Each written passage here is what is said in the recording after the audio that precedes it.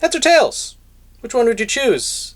If the fate of your entire nation rested upon what you would call the final game in No Game No Life, a simple coin toss determines the fate of an entire nation.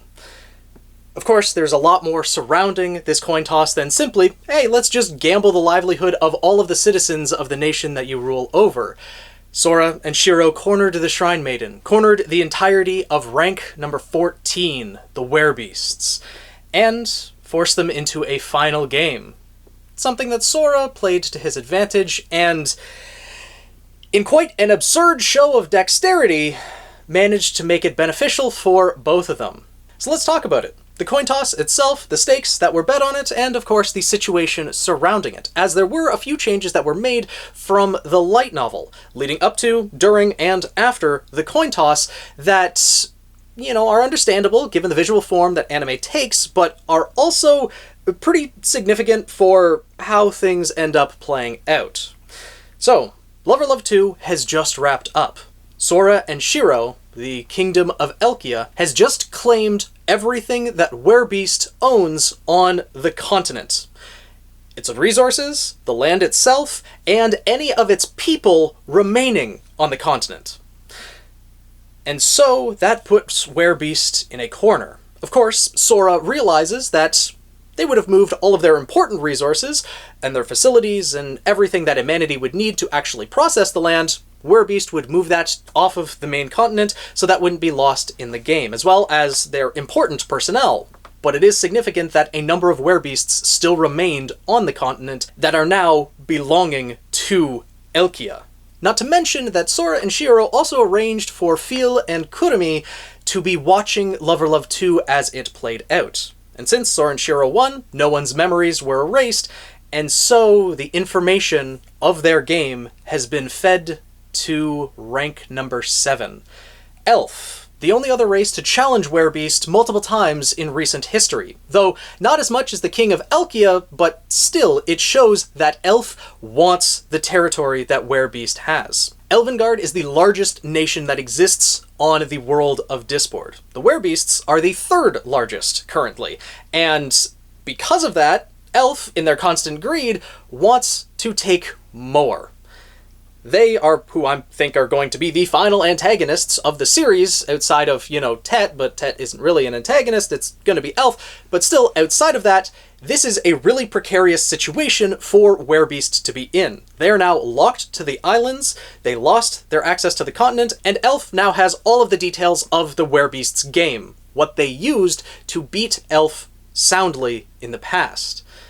They are out of options, and so, of course, the Shrine Maiden realizes that a reprisal is needed. They need to challenge Elkia again to gain some sort of advantage, some sort of foothold to be able to fight back against Elf. Even if they do reclaim everything that they lost, just the fact that Elf now knows their game puts them in a losing situation. But they just don't want to be in as much of a losing situation. And so the Shrine Maiden knows she needs to issue a challenge to Sora and Shiro as soon as possible. And of course Sora knows this as well because he set the whole thing up.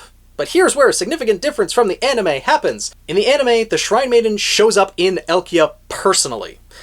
She's there in the bath scene when, everyone's having their bonding moments after Lover Love 2 finished. So presumably, this is shortly after Lover Love 2 concluded. So here's a question. How did the Shrine Maiden get there so fast? Was she either A, on the continent already and watching the game, so she was just able to sneak in there to say hi, or did she book it at breakneck speed from the capital of the Eastern Union to get all the way to Elkia just so that she could hop in the bath, and then they book it all the way back to the capital of the Eastern Union?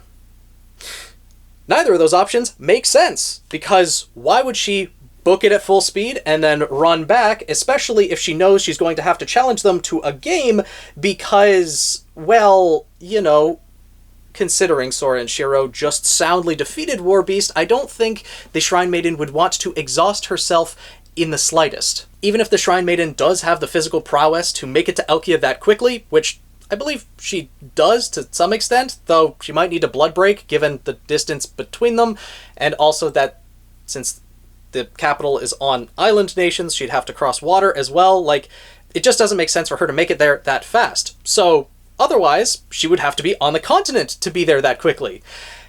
Except, as per the wager on Lover Loved 2, the War Beasts would forfeit everything they have on the continent to the kingdom of Elkia. If the Shrine Maiden was on the continent, then that means she would fall under the possession of Elkia as well. She is the agent of plenipotentiary of Warbeast, the representative of the entire race. If she were to fall under the rule of Elkia, then the race piece would immediately default to Sora and Shiro, and Warbeast would be finished. So obviously that's not the case either.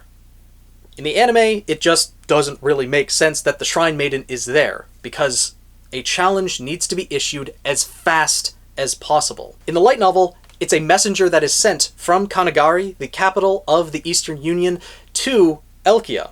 Ino comes in to talk to Sora, and before he can even speak, Sora knows that a messenger had arrived, and Ino was surprised that he knew. It was their fastest messenger. Sora opened the letter, took one quick glance, and knew exactly what was going on.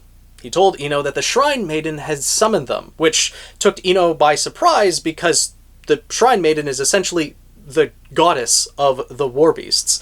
She is a deity, someone who had united all of the different tribes in the Warbeasts and brought them together to create the third largest nation in Disboard within half a century. She is beyond important to the Werbeasts, and the fact that she is calling on Sora and Shiro personally is something that shocks Ino. But Sora, of course, is completely unfazed. He knew this was going to happen, and he also knew why the Shrine Maiden did it this way. Because the Shrine Maiden knew that Blank had Jabril. And Jabril can teleport Sora and Shiro to Kanagari in an instant. Because she's a Flugel. She can just break space and teleport everyone there in less than half a second. And so she does so. Much to Izuna and Ino's dismay, as when space is physically broken, the Werbeast's heightened senses don't take very kindly to that, because the Flugel aren't exactly subtle when they are weaving rites. They, well, don't mind breaking everything around them, as is the destructive way of the god killers that are the Flugel. But once they get to Kanagari, things play out pretty similarly to how they did in the anime. The Shrine Maiden is, well, let's say pretty pissed off at Sora and Shiro for the bind that they have been put in. Not only did they take everything that Werbeast possessed on the continent, but Elvengard has been fed information. That was within expectations, though, as the Shrine Maiden already suspected that Sora and Shiro were spies of Elf in and of themselves. But what she did not expect was Avontheim, the phantasma carrying the entirety of rank number 6, the Flugel, had shown up in the airspace over Kanagari.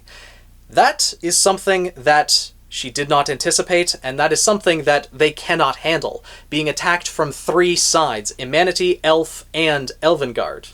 And Sora simply says, well, it was pretty easy. Jabril is on the Council of 18 Wings. Though she may not actually have her position, now that she is the property of Sora and Shiro, but she still holds a large amount of influence in Avontheim.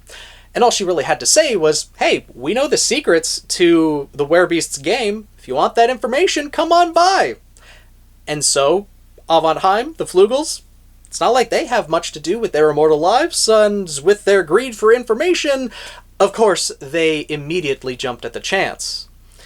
And so, the Shrine Maiden knows that she has to do something. The only one out of the 3, Imanity, Elvengard, and Avontheim, that the Shrine Maiden thinks that she has a chance against is Imanity. Even though they were just soundly defeated by Sora and Shiro, she still thinks that Imanity is the only one that they have a chance at beating, and so she issues that game, an immediate reprisal. Something that Sora completely expected, because Werbeast had been dancing in his hand the entire time. So he simply says, you know, I'm tired of all these complex games, let's just do a coin toss. The stakes of which is that if Sora were to win, the entirety of the Eastern Union would be annexed to Elkia. And then the Shrine Maiden states what she wagers, that she wants the guaranteed rights of the werebeasts, and trade from the continent as well, which in the light novel we do see the thought process that the Shrine Maiden follows in making this request. She knows that she's the one in a bind. She is the one issuing the challenge, and therefore Sora gets to decide everything about the challenge, and can back out if he wants to. So the Shrine Maiden can't ask for too much. Wanting the guaranteed rights of the werebeasts and some trade from the continent, that's all she wants. That's all she feels she can request. Because it's not like she can just say, give me everything back on the continent if I win, because Sora just wouldn't take that bet. The Shrine Maiden is incredibly intelligent. She knows the situation that she's in, she knows what she can ask for, and Sora respects her for that. But the true stakes of the game, I don't think are really represented in the anime, because if Sora were to actually win this coin toss, all of the Eastern Union would be annexed to Elkia. This game is actually betting the entire race of warbeasts, including the race piece. Which, I understand why the anime didn't show this as something huge and drastic, because it was a quick game that took place, a simple coin toss. But when Sora bet the race piece, when he issued the challenge to Warbeast initially that led to Lover Love 2, in the anime, the symbol of the king chess piece appeared over the hearts of every member of humanity. And so, I'm kind of surprised that that didn't happen with Warbeasts as well, because a race piece was bet on this game. Everything that Warbeast possessed. If Sora won, then the race piece would, by default, fall under Sora and Shiro's control. Of course, that doesn't happen though. Both agree to the terms, and Sora flips the coin. Immediately upon doing so, the Shrine Maiden uses her Blood Break, and can sense everything going on within a 500-meter radius. That becomes her territory. Everything that happened, every grain of sand, every blade of grass, everything became an extension of her body. And so she could tell exactly how many times this coin was going to rotate in the air, how many times it was going to bounce on the ground, and how it would land afterwards. She scanned around as much as she could in that dilated time. With the accelerated senses, her mind was moving faster. She couldn't sense any magic, other than the faint signal from the flugel, but she wasn't weaving any rites. There was no magic, there was no tricks, and the Shrine Maiden was incredibly confused by this.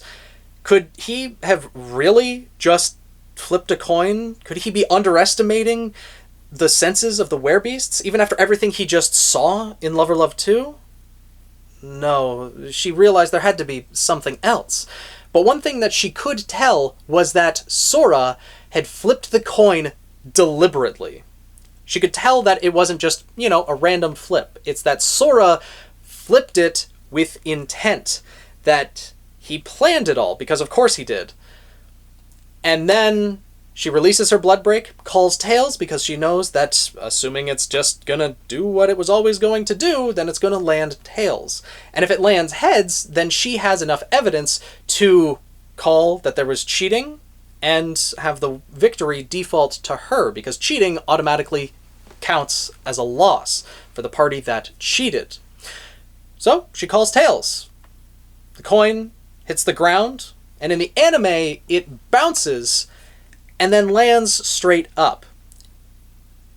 In the light novel, it just flips up, comes down, and just lands straight up. Both situations, flipping it up and having it just land in the crack between two stone tiles on the ground, I don't know anyone that could flip a coin deliberately with one try, one shot, with everything riding on it, to flip a coin like that and have it land straight up. The amount of dexterity that Sora has, I understand being able to, calculate the amount of force needed to flick the coin and the exact angle that it would need to be flicked at to get that determinate result. But the actual physical of just being able to flick it precisely like that is crazy. Now, then again, Sora's a gamer. He's been wielding a controller for the better part of his life. So I guess maybe those skills translate over, but Sora, the skills that he showed just with that is kind of insane. The precision that he has with his dexterity. Now in the anime, The coin hits the ground and bounces once before standing straight up. I understand why the anime made this change, because it makes it more dramatic after it hits the ground and then we see it slowly rotate.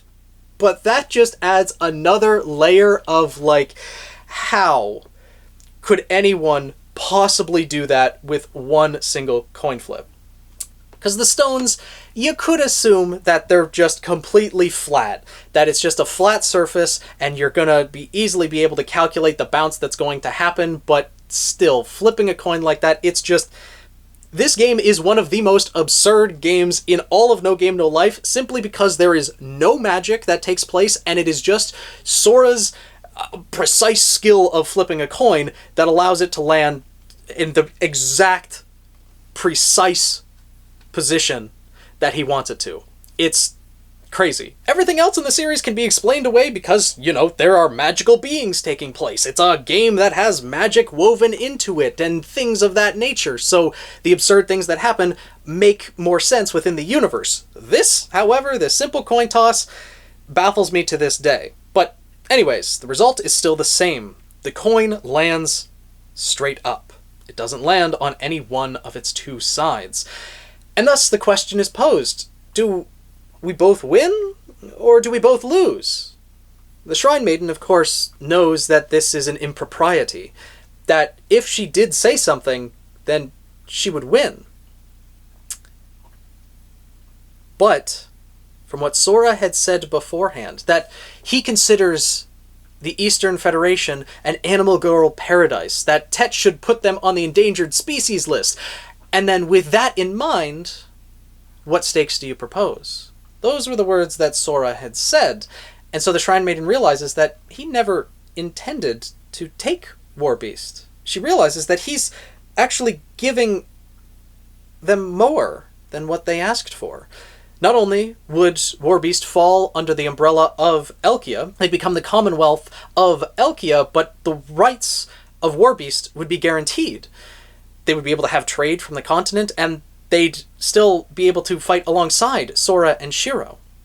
She realizes that this is actually more in Warbeast's favor, and the advantage that Sora and Shiro had would actually fade. And of course, she agrees, because it's just more beneficial for Warbeast.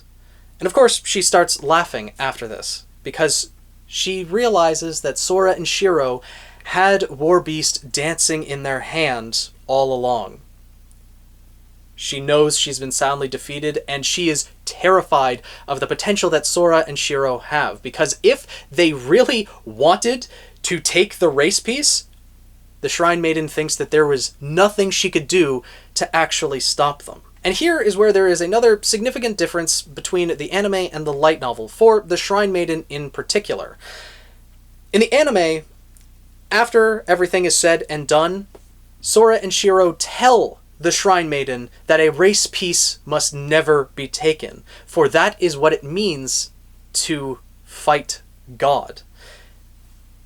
The 10th of the pledges. Let's all have fun and play together.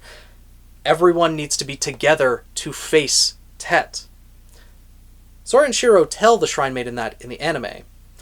But in the light novel, the Shrine Maiden realizes this herself. It's her inner thoughts where this is explained. And that is very significant because the Shrine Maiden already knows what it takes to face God. She came to that same conclusion many years prior. And so she knew that Sora and Shiro must have come to the same conclusion that she did, that the race piece must not be taken, for that is what it means to challenge God. It's not that significant right now, at the end of Volume 3, whether the Shrine Maiden is told this information, and as I mentioned, it makes sense in the anime why this was done, because, you know, you have the exposition. It's easier to tell the audience that when a character is speaking, rather than having the inner monologue of a character explain a whole bunch of things to you. That's why there is a lot of added depth to the light novels, and I highly recommend everyone picking them up, even though they do cover the same material that the anime does.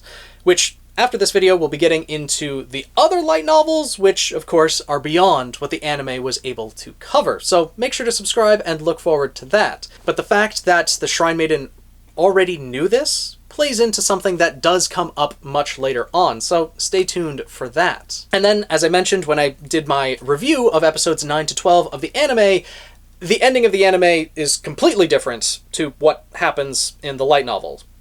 In the anime, they then ask the Shrine Maiden if she has a god that she can summon. And then we have the reveal of the old Deus at the end of the anime, which is a great cliffhanger for the anime, but that's not how it ends. No, Volume 3 ends with Sora and Shiro running off into their animal girl paradise because they want to pet animal girls. That's simply what it is. They run off to enjoy their new Eastern Federation that is now part of the Commonwealth of Elkia.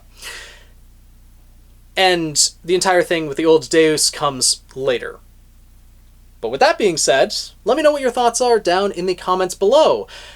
I am surprised how long I was able to ramble about a simple coin toss, the literal simplest game in No Game No Life, but also, as I mentioned, the most absurd for the fact that no magic was involved, and yet Sora was able to precisely maneuver this coin. I'm curious to know what everyone thinks, both on the situation surrounding it and the coin toss itself. After this, we will start delving into Volume 4 of the light novel, where we get into territory that the anime has yet to touch upon. So, if you want to see more of that, want to see what happens next in No Game No Life, make sure to subscribe to the Daily Flugel. And I'll see you guys in the next video. Ashente.